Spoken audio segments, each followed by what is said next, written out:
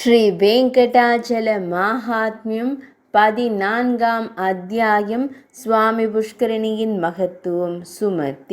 சுமதி என்ற பிராமணரின் கதை. சூதமா முனிவர் கூறினார், துறவிகளே, நைமிச வனத்தில் வசிக்கும் தாங்கள் அனைவரும் சுவாமி தீர்த்தத்தின் மகத்துவத்தை கேட்க வேண்டும். நான் மீண்டும் ஒரு முறை கூறுவேன். முன்பு ஒரு பிராமணரான கிராதி வேட்டைக்காரி சுமதியுடன் அவர் கொண்டிருந்த தொடர்பின் காரணமாக அவர் மது அருந்தினார். அவர் புஷ்கரணியில் நீராடி பாவத்திலிருந்து விடுபட்டார். முனிவர்கள் கேட்டார்கள், சுமதி யாருடைய மகன்? அவர் எப்படி மது அருந்த வந்தார், அதாவது அதற்கு அடிமையானார்? ஒரு கிராத பெண்ணின் மீது அவர் எவ்வாறு மையல் கொண்டார்? புராணங்களை அறிந்தவர்களில் மிகச் சிறந்தவரான சூதமா முனிவரை, தயை கூர்ந்து இதை இப்போது நம் அனைவருக்கும் விரிவாக கூறுங்கள். சூதமா முனிவர் கூறினார், மகாராஷ்டிர நாட்டில் யக்ஞதேவர் என்று அழைக்கப்படும் ஒரு வைதிக பிராமணர் இருந்தார். அவர் வேதங்கள் மற்றும் வேதாங்கங்களில் தேர்ச்சி பெற்றவர். அவர் மிகவும் இரக்கமுள்ளவர், விருந்தினர்களை விருந்தோம்பல் செய்பவர் மற்றும் சிவபெருமான் மற்றும் நாராயணரை தவறாமல் வழிபடுபவர். அந்த யக்ஞதேவருக்கு சுமதி என்ற ஒரு மகன் இருந்தான்.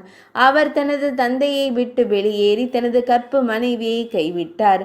காமவெறி பிடித்தவர்களின் கூட்டத்திற்கு அர்ப்பணிப்புடன் உத்கல தேசத்திற்கு ஒரிசா பகுதிக்கு சென்றார். அந்த நாட்டில் இளம் மற்றும் மயக்கும் அழகு கொண்ட ஒரு கிராத பெண் கிராதி வசித்து வந்தார். நீண்ட காலமாக அவர் இளைஞர்களை மயக்கி அவர்களின் செல்வங்களை எல்லாம் அபகரித்தாள். தாழ்ந்த பிராமணரான சுமதி அவள் இல்லத்திற்கு சென்றான். அந்த வேட்டைக்கார பெண், அதாவது கிராதி, சுமதியை பிடித்தாள். அவன் செல்வமில்லாத பிராமணன் என்றாலும் கிராதியுடன் தொடர்பு கொண்டதால் சுமதி என்ற பிராமணன் ஒரு பெரிய பாவத்தை செய்கிறான். சுமதி அவளுடன் தொடர்பு கொண்டான். அவளுடன் உடல் உறவில் மட்டுமே ஆர்வம் காட்டினான். இங்கிருந்து அங்கிருந்து பல பொருள்களையும் ஏராளமான செல்வத்தையும் திருடி எப்போதும் அவற்றை அவளிடம் ஒப்படைத்தான். அவளுடன் நீண்ட நேரம் விளையாடினான். அவள் வீட்டில் உணவு எடுத்து கொண்டான். அதே கிண்ணத்திலிருந்து அவளுடன் மது அருந்தினான். அவளுடன் நீண்ட நேரம் இப்படி விளையாடினான். காம இன்பங்களில் ஆர்வத்துடன் ஈடுபட்டான். அவன் தனது பெற்றோரையோ அல்லது மனைவியையோ ஒருபோதும் நினைவில் கொள்ளவில்லை. ஒரு முறை அவர் கிராதர்களுடன் இணைந்து ஒரு குறிப்பிட்ட பிராமணரின் இல்லத்திற்கு திருடச் சென்றார். அவரும் ஒரு கிராதரின் வேடத்தை எடுத்து கொண்டார். அவர் துடுக்குத்தனமானவர் மற்றும் மூர்க்கமானவர். கையில் ஒரு வாளுடன் அவர் தனது செல்வத்தை திருடச் சென்றார். தனது வாளால் அந்த வீட்டின் எஜமானரை கொன்று ஏராளமான செல்வங்களை எடுத்து சென்று கிராதியின் வீட்டிற்கு சென்றார்.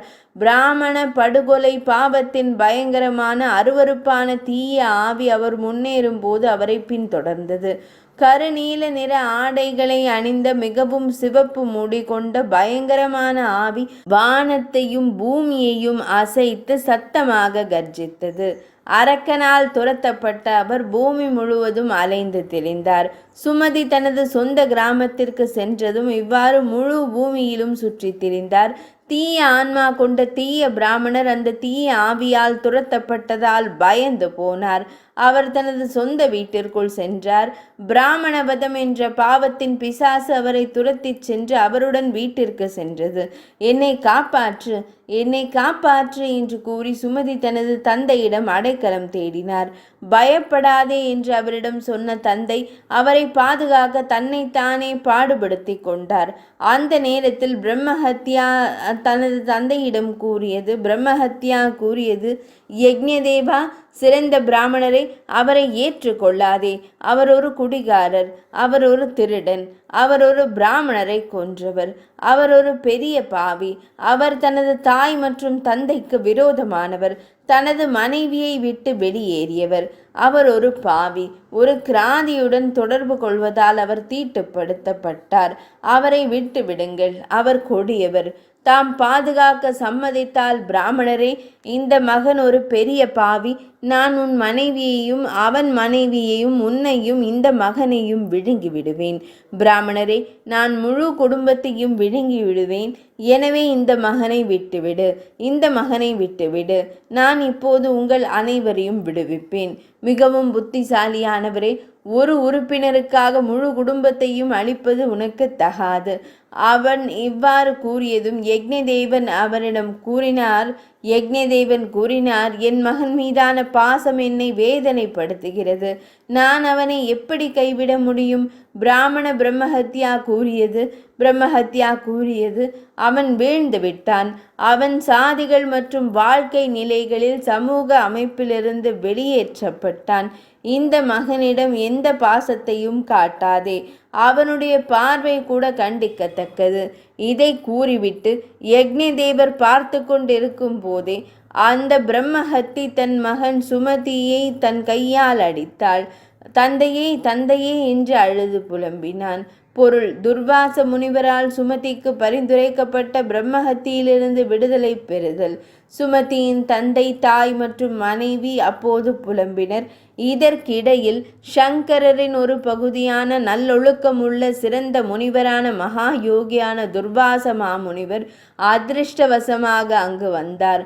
ருத்ர அவதாரமான அந்த முனிவரை கண்டதும் யக்ஞதேவர் அவரை புகழ்ந்து வணங்கினார். தனது மகனுக்காக அவர் அவரிடம் அடைக்கலம் கேட்டார். மகா யோகியான துர்வாச முனிவரே, தாங்கள் சங்கரரின் ஒரு பகுதி. தகுதியற்றவர்களுக்கு உங்கள் தரிசனம் ஒருபோதும் கிடைக்காது. என் மகன் ஒரு பிராமணனை கொன்றவன், குடிகாரன் மற்றும் திருடன். பிராமண படுகொலையின் பாவத்தின் வெளிப்பாடு கூட அவனை தாக்க வந்துவிட்டது. என் மகன் பெரும் பாவங்களிலிருந்து விடுபடுவதற்கும் இந்த பயங்கரமான பிரம்மஹத்தி விரைவில், அதாவது அவனை துன்புறுத்துவது நிறுத்தப்படுவதற்கும் வழியை கோருங்கள். என் மகனுக்கு இரங்குங்கள். அவன் எனது ஒரே மகன். முனிவரே, எனக்கு வேறு மகன் இல்லை. அவன் இறந்தால் என் குடும்பம் அழிந்து வேரோடு பிடுங்கப்படும். மானியர்களுக்கு அரிசி உருண்டைகளை வழங்க யாரும் இருக்க மாட்டார்கள். எனவே புனித பகவானே, முனிவரே, எங்கள் மீது இரக்கம் காட்டுங்கள். இவ்வாறு கூறப்பட்டவுடன் சங்கரரின் ஒரு பகுதியான துர்வாச முனிவர் நீண்ட நேரம் தியானம் செய்து மிகச்சிறந்த பிராமணரான யக்ஞதேவரிடம் கூறினார். துர்வாச முனிவர் கூறினார், யக்ஞதேவா, தங்கள் மகன் மிகவும் பயங்கரமான பாவத்தை செய்திருக்கிறான். 10,000 பரிகார முறைகளால் கூட அவனது பாவம் தீர முடியாது. உங்கள் மகனின் அந்த பாவத்தை அடக்குவதற்கு ஒரு பரிகாரத்தை நான் பரிந்துரைக்கிறேன். பிராமணரே, வேறு எதனாலும் தங்கள் மனம் சிதறாமல் கவனமாக கேளுங்கள். அனைத்து பாவங்களையும் அளிக்கும் மிகவும் புண்ணியமான வெங்கடாத்ரி மலையில் சுவாமி புஷ்கரணி என்ற ஒரு ஏரி உள்ளது. அந்த புனித தீர்த்தத்தில் நீராடினால் அது மங்களத்தை அளிக்கிறது. உங்கள் மகன் அங்கு நீராடினால் அவன் உடனடியாக பாவங்களிலிருந்து விடுபடுவான். சுமதி பிரம்மஹத்தியிலிருந்து சுவாமி புஷ்கரணியில் புனித நீராடல் மூலம் விடுவிக்கப்பட்டார். சிறந்த புத்திசாலியான யக்ஞதேவர் முனிவரின் இந்த வார்த்தைகளை கேட்டதும் தனது மகனை அழைத்து கொண்டு சுவாமி புஷ்கரணிக்கு சென்றார். அவர் தனது மகனை அங்கே நீராடச் செய்தார். பிராமண வதம் என்ற பாவத்தின் தீய ஆவியால் துன்புறுத்தப்பட்ட அவரது மகன் சுமதி ஒரு இனிமையான தொனி கொண்ட தெய்வீக குரல் பிராமணரிடம் கூறியது. நல்ல புனித சடங்குகளை செய்யும் யக்ஞதேவா, உயர்ந்த மகிமை கொண்ட பிராமணரே, உங்கள் மகன் இந்த புனித நீராடல் மூலம் தூய்மை அடைந்து விட்டார். பிராமணரே, எந்த ஐயமும் கொள்ளாதீர்கள். தீர்த்தத்திற்கு இந்த வகையான சக்தி இருக்கிறது. அது பாவ மரத்திற்கு ஒரு கோடரி. இவ்வாறு பிராமணர்களே, பண்டைய புராண கதை உங்கள் அனைவருக்கும் கூறப்பட்டுள்ளது. இது கேட்பவர்களுக்கும் படிப்பவர்களுக்கும் வாஜபேய யாகம் செய்த பலனை கொடுக்கிறது. 14ஆம் அத்தியாயம் இனிதே நிறைவடைந்தது.